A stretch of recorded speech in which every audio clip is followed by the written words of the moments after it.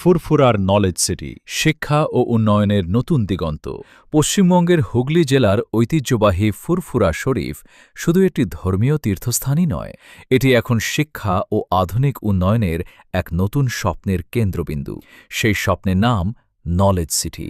Knowledge সিটির নামকরণ করা হয় ফুরফুরার পীর আবু বক্কর সিদ্দিকী রহমতুল্লাহ আলাইহির নাম অনুসারে।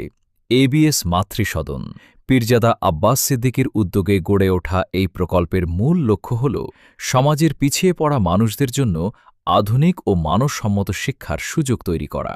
ধর্মীয় শিক্ষার পাশাপাশি বিজ্ঞান, প্রযুক্তি, চিকিৎসা, কারিগরি শিক্ষা এবং উচ্চশিক্ষার বিভিন্ন সুযোগ সুবিধা একত্রিত করার পরিকল্পনা রয়েছে এই নলেজ সিটিতে।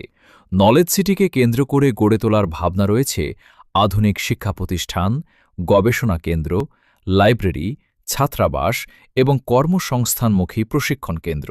এর মাধ্যমে নতুন প্রজন্মকে দক্ষ ও আত্মনির্ভর করে তোলাই প্রধান উদ্দেশ্য।